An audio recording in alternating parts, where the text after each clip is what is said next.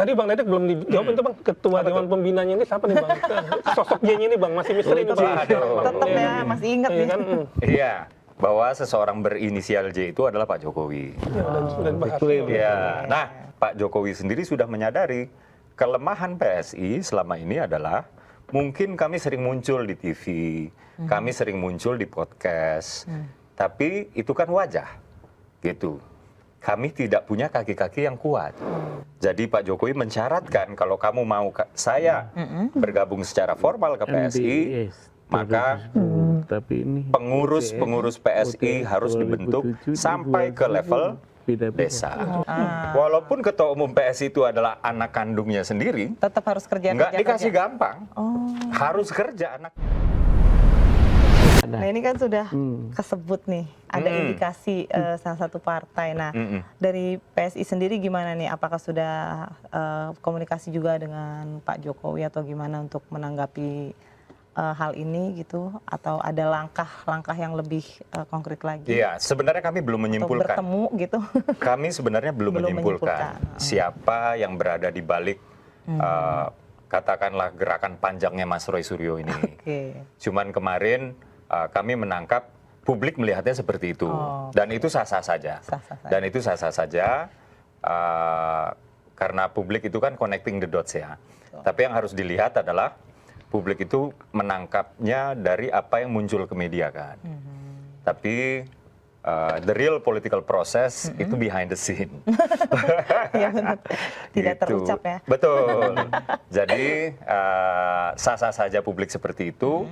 Dan akan tetapi kami di PSI atau dari kubu Pak Jokowi sendiri juga belum menyimpulkan siapa sih sebenarnya aktor di balik layar. Indikasi, ya. Kami hanya tahu bahwa nggak mungkin nggak ada yang ngasih uang bensin ke Mas Roy. Setidaknya setelah gerakannya ini udah sekian lama baru wah saya ikut gitu. Setelah gerakannya sekian lama, iya kan. Kadang-kadang kan yang namanya usaha kan pertama bayar sendiri dulu. Modal kan? dulu ya. Iya, pas usahanya ini udah membuahkan hasil, perhatian publik udah ke sini. Nah ini ada aja nih, wah kepentingan gua ketemu nih, chip in. Kayak gitu. Bisa jadi juga seperti itu. Nah kalau Pak Suban gimana nih supaya perjuangan ini tidak diboncengi nih?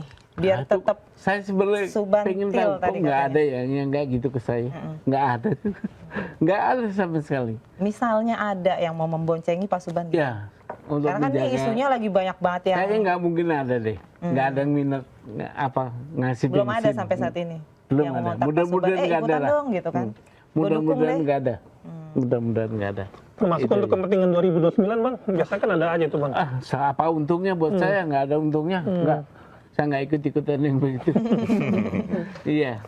Semoga terus seperti itu Pak Suban ya. Begini, kalau mencari modal politik memang ini bisa, tapi saya nggak itu. Saya nggak nyari duit di sini. Saya pengen negara hukum saya tertib, hanya itu aja. Ke dalam usia yang saya ini apalah nyari begitu nggak. Jadi yang dituntut adalah transparansi aja. Apa ketertiban hukum? Tertib hukum dalam administrasi negara. Iya, gitu betul. ya. Minimal kesalahan-kesalahan menulis ini kalau memang tidak ada. Kalau memang salah tulis ya nggak terjadi lagi. Jadi koreksi juga. Atau gini, saya sebenarnya pengen pesan ke KPU untuk hal-hal yang begini nih harus ada autentifikasi, dicek betul gitu loh. Kayak warga negara itu kan nggak ada pengecekan tuh, hanya KTP. Masa warga negara buktinya KTP? Kalau untuk orang asing atau warga negara asing itu ada tanda bukti kewarganegaraan, bukti naturalisasi kalau pemain bola. Nah kan kita ini diciptakan Tuhan dengan apa? Identitas masing-masing yang bawaan. Kita ini bangsa Indonesia kayak apa? Terus orang bangsa lain kayak apa? Kan ketahuan. Nah ini kita ini yang daftar ini orang dari bangsa lain. Ada nggak surat kewarganegaraannya kan gitu? Nah ini nggak ada. Tahu-tahu diterima aja. Padahal itu semua saya lakukan somasi keberatan. Sebelumnya ke KPU baik Gibran atau Anies, saya keberatan ini nggak ada penelitian, nggak digubris tak bawa ke pengadilan gitu loh. Ini juga termasuk begitu. Saya ngajukan dulu keberatan karena di Undang-Undang Administrasi Pemerintahan Undang-Undang Nomor 30 tahun 2014 itu dibunyikan pasal 77 kalau nggak salah. Kalau warga negara atau masyarakat merasa keberatan adanya putusan atau tindakan oleh pemerintah, ajukan keberatan, gitu loh. Memang ada Itu jalurnya sesuai ada undang-undang. instrumen yang membawa ke situ. Nah, untuk gugatan yang Anies saya bikin begitu, Oke. gitu. Nah, ternyata PN nggak berwenang mengadili, Mengabulkan bang gugatan. di NU namanya. Itu akan saya siapkan kalau dia maju lagi. Oh, jadi saya nggak- masih juga nih. Iya, kan belum ada putusan ingkrah itu. Iya. NU. Nah, kalau dia maju lagi kita gugat lagi. Oh. Waktu itu yang saya gugat partai pendukung, ketua partainya, terus Caimin segala. Saya gugat semua yang dukung itu. Oke, tapi Pak Subhan nggak Karena itu urusan pemilu. Nah, yang Mas Gibran ini sudah selesai kan pemilunya, maka konsepnya perbuatan melawan hukum aja. Jadi nggak melibatkan semuanya. Kalau kayak Anies lagi, Pak Prabowo pun harus digugat. Oh, Gitu loh. Jadi saya menggunakan konsep perbuatan melawan hukum. buatan melawan hukum. Ya. Iya. Oke. Tadi Bang Dedek belum dijawab itu Bang, ketua Dewan Pembinanya ini siapa nih Bang? Sosok Y-nya ini Bang, masih misteri ini Bang. Tetap ya, masih ingat Iya nih. kan?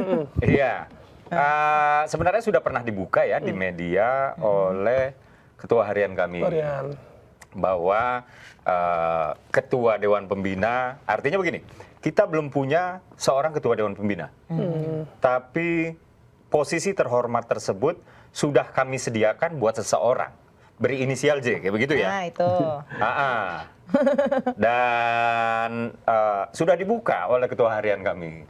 Bahwa seseorang berinisial J itu adalah Pak Jokowi. Ya, dan bahas. Ya, nah, kenapa kemudian Pak Jokowi tidak mau langsung-langsung aja? Yang tidak mendeklar gitu Bang ya. Iya. Saya ini ketua Dewan Pembina gitu. Sampai dengan sekarang, Nggak ya. meresmikan. Kan jadi pertanyaan media itu Bang, pertanyaan wartawan. Begini, karena Pak Jokowi juga nggak mau ngasih gampang ke PSI. Oh. Jadi Pak Jokowi itu telah memerintahkan, ini saya buka aja nih urusan internal sebenarnya ya.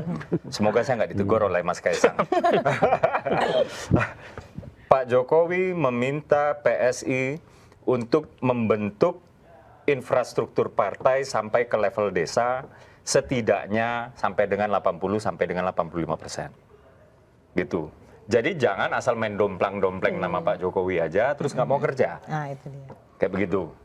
Kalau memang itu sudah bisa terwujud dan ditargetkan dalam 2 tahun, maka baru Pak Jokowi mau betul-betul bergabung dengan PSI secara formal. Oke, oke. Ya, sebagai ketua Dewan Pembina, ya, sebuah posisi terhormat yang sudah kami sediakan untuk beliau.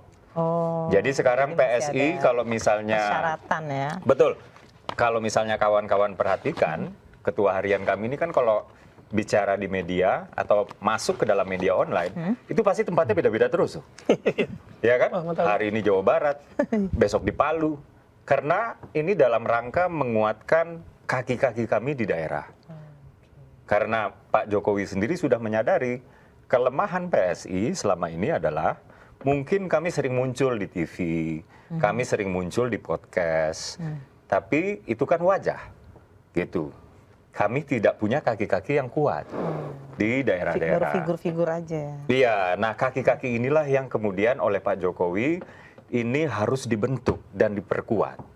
Jadi Pak Jokowi mensyaratkan kalau kamu mau saya bergabung secara formal ke PSI, MBS, maka tapi ini pengurus-pengurus PSI harus dibentuk sampai ke level desa.